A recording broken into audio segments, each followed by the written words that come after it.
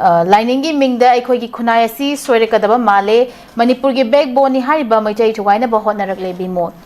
अखोई आइडेंटिटी थीबद पुनसिनब हाइबसे युमफम ओइगदबनी हाइरदुना मचेत ताब युमफम आइडेंटिटी गाकदब नते हाइना इनर मणिपुर पार्लियामेंट्री कॉन्स्टिट्यूएंसी की Congress MP doctor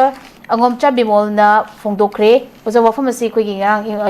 Imphal waste की तगियल खुंबान की मैटे लेकोल मकोई नुंगोन चिंग मनिंगदा मैटे लेकोल अमसुंग ओजा अंगौ मेमोरियल ओपन लाइब्रेरी संगाबगा लोइनना लकोल अमसुंग लाइब्रेरी असी की तरासुब मपोक कुमोन की थौरमदा पांगथोकपा अथोइबा मिटुंगलिन ओइरदुना एमपी ना वफम असी फोंदोखिबनि ओजा साम तांग से करमा येंबे अखोइसी इशूजे लिरिन करी हाइदों खंद्रेदा साइ एरियासदा खोइन इशूजे इशू म लोइद्रिङाइदा इशू म लोइद्रिङाइदा इशू म को अदो साइ अखोइसे अदोनि साइ खोइना ड्रामा राइटर स्क्रिप्ट राइटर को डायरेक्टर याम फना हाइबा कांबु टीम म फना फम गाना तारे को मोइ टीम म का मनुंग सिदा डायरेक्टर ने अदगी स्क्रिप्ट राइटर इबनि पादो ने अदगी खोइ तंगाय फदना प्रोड्यूसर हाइ तारे को पैसा फाइनेंसर तो बनि पा मने अदगी तंगाय फदना खोइ कराइनी सम को टीम खरा पुल्ला कांदा फजना मणिपुर से कमाइन तौसिगे अमु कमाइ कमदों चफनजिगे कमदों उफनजिगे कमदों लोहनजिगे करी हाइजिगे कदुगुम्बा सेंटर ना पैसा फजन थादरगा थंब टीम खरा अदुम लेरब्रा हाइबसु खो चिंदा मक्तरेबको मरमदि इशू से अखोइसे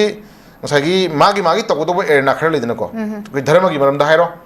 धर्म की मरमदा हाइरो धर्म की मरमदा तगदोबो थबागी प्रोसीडिंग हम लेजेन प्रमाणिको मागी माना लोगो रोल हम लेजरिबको डिपार्टमेंट दसु मंगाई डिपार्टमेंट पीडब्ल्यू डिपार्टमेंट आईसीडी लेरिबा अदगी से वाटर रिसोर्स लेरिबा एलडीए लेरिबा whatever any kind of department से मागी तोंगान बा दुम ऑफिसर्स थमगा थौक तहलिन हाइतारे प्रमाण अदना अखोइजे चयान खोयान बगी टाइप तौरगा अखोइजे गानिंग हाइनिंग फिल्म खoi लेनरेबा खोइजे को सिना अखोइजा मसी कनाना तहलप नो हाइबगी ओइबा क्वेश्चन सुन दुम लै को अना अखोइजी सिस्टम नाइना को मी अमने हेक्ट लोइना स्कॉलर ओइ हाबदी यारोइबको मागी थीम दा मागी पार्ट खरदा अखोइ नंगसागी कमनली लेरिबा लेबाकी इशूज दे खोइ नंगसागी पेन द मयाम दो खोइ सुम एग्जामिन तौजरकांदा अमजो मजो खोइ खरा सुम हाइजबगी वानी अदो लोइना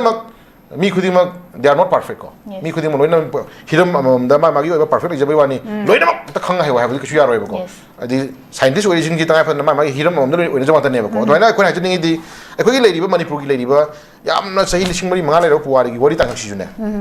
तांकक नाइना को मणिपुर की पुवारीदा मणिपुर की हिस्ट्री मणिपुर की कोई धर्म है को धर्म का मरी लेना बसिंग जे मसिना कनाना गांगनी को कनाना मस चुमथोगनी कनाना मस थोक तोगनी गाइजे कोई सिस्टम नाइना कोई की मरम परम लाइन है को परम सिगी टीमजना ए को टीमजना मणिपुर की लेजरी कोई की लाक्सकी कोई धर्म का मरी लेना बजे सिना तोबिरो को देनमना सिगी स्कॉलर्स ना सिमा तोबिरो अदुगी मयाम दो हे कलेक्टिव ओइदंग सागी तोंगाम अपुन मगी ओइबा सागी जॉइंट मयाम दुगी ओइबा दायित्व लोबो मदो एमएलए ना खलाइ ना प्रमाणिको मयाम दु ताना मिनर मतुंग ददी सिगी पॉइंट 1 जे सि पुखलाजी पॉइंट 2 जे थमजलाजी गायना कोइ 1 बाय 1 खनग दो पुरम हेदारे प्रमाणिको ना खोइ चन्नई नेनगा खोइ जे अमल ओइदंगाइ दा अमल मयाम नेशनल लगा ने खोइ कंफ्यूजिंग पॉइंट सुम लेहनबै ममी तायबको अना सुगो मयाम नि तोबि दबिदा मतंग चाना को मतंग चाना सागी खुदमोइना युममै चाकोदु युममै अमा चा लेरे युममै चाकोदु हाना खोइ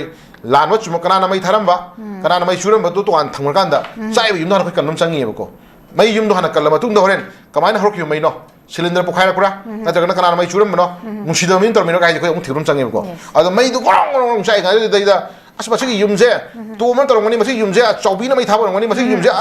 साइम सुसना लेदि यारोबको अदुना फर्स्ट थिंग